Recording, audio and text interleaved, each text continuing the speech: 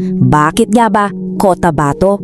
Ano kaya yung misteryong nakatago sa likod ng simpleng pangalan na to na pamilyar sa mga tenga natin? 'Di ba? Madalas nating naririnig ang lugar na to sa mga balita, nababasa sa mga libro sa sibika, pero yung tunay at pinakaugat ng pangalan nito, well, bihirang-bihira yang napag-uusapan. Kaya oras na para sagutin natin 'yan. Para masagot yan, kailangan nating hukayin yung pinakaunang patong ng ating kasaysayan. Alam nyo ba, ang pangalang Cotabato hindi imbensyon ng mga mananakop na Kastila. Nope, hindi galing sa kanila yan. Ang totoo, direkta itong nagmula sa wikang Maguindanao na Kuta-Wato, na kung isasalin natin sa Tagalog, ang ibig sabihin ay kutang bato, o sa English naman, stone fort. Isang napakatibay at solidong imahe, di ba? Ramdam mo agad yung bigat at tibay ng pundasyon sa pangalan pa lang. Ngayon, ang talagang nakakawili rito kung paano tahimik na binago ng kasaysayan yung mismong salita. Nang dumating kasi ang mga Kastila, dahil na rin siguro sa pagkakaiba ng dila at lengguwahe natin, nahirapan silang bigkasin yung Kuta-Wato. Kaya para mapadali ang buhay nila at para na rin sa mga opisyal na dokumento nila, isinulat nila ito bilang Cotabato.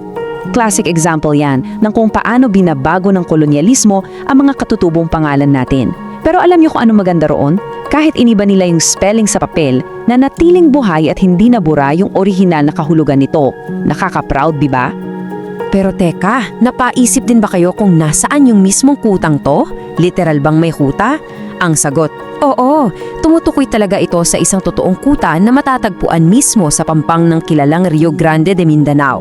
At hindi lang ito basta pader-paderan ha, nagsilbi itong napakahalagang proteksyon ng mga pinuno natin laban sa mga dayuhan at kahit sa mga kalabang tribo. Naging alamat sa tibay ang kutang ito, kaya naman sa huli, yung buong nakapaligid na rehiyon inangkin na mismo yung pangalan ng nag-iisa nitong proteksyon. Kaya ang pinakamahalagang punto rito ay kung gaano kalawak ang narating ng impluwensya nito. Bago pa man to hinati-hati, Cotabato was number 1. As in, itong may hawak ng titulo bilang pinakamalaking lalawigan sa buong Pilipinas noong panahon niya. Literal na walang kapantay sa laki. Isa itong dambuhalang sakop na yumanig sa mapa ng bansa natin. Isipin nyo na lang, kapag sinabi mong Cotabato noon, halos kalahati na ng buong Mindanao ang tinutukoy mo. Grabe yun! At mula nga sa dambuhalang lupaing ito na tinawag nilang Empire Province, isinilang yung mga magkahiwalay na modernong probinsya na kilala natin na yon. Tingnan nyo to, nandyan ang South Cotabato, North Cotabato, Maguindanao, Sultan Kudarat at Sarangani. Hati-hati na sila ngayon, pero isipin nyo yung skill niyan noon.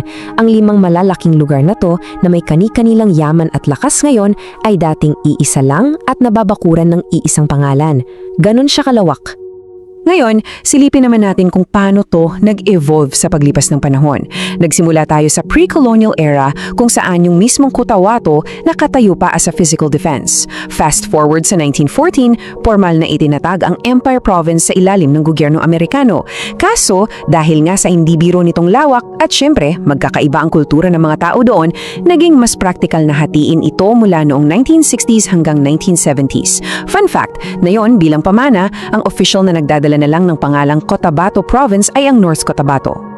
Pero alam nyo, kung lalabas tayo sa usaping heograpiya at kasaysayan, may mas malalim na meaning pang Cotabato ngayon. Higit pa sa mga pangalan o pisikal na pader, isa itong modernong kuta ng katatagan.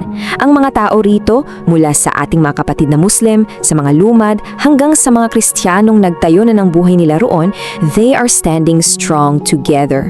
Ang pagkakaiba-iba ng paniniwala nila, hindi naging dahilan para magawatak-watak. Sa halip, naging matibay na pundasyon pa nga to para ipakita ang pagkakaisa.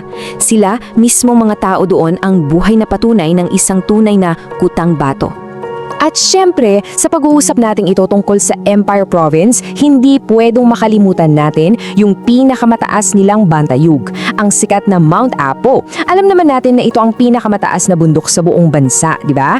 Pero para sa kanila, nagsisilbi itong isang tahimik at matayog na tagapagbantay ng buong lalawigan. Parang isa itong dambuhalang ture na natural na pumuprotekta at yumayakap sa napakayamang kultura doon sa paanan nito.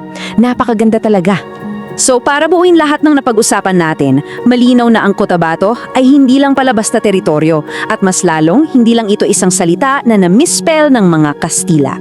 Ito ay isang matibay na kuta ng kultura at pagkakaisa kahit pa magkakaiba tayo. Ngayong na-unlock na natin ang astig na kasaysayan sa likod ng Kutang Bato, kayo naman ang tatanungin ko, ano ang ipinagmamalaki mong kwento mula sa lugar nyo? Mayroon ba tayong mga kaalamat dyan na taga Cotabato? Mag-ingay naman kayo sa comments at i-share nyo ang paborito ninyong local trivia. Dahil for sure, kahit saan man tayo galing, may sarili tayong kuta na sobrang nakaka-proud ipagmalaki. Maraming salamat sa pagsama sa akin ngayon at hanggang sa susunod na kwentuhan.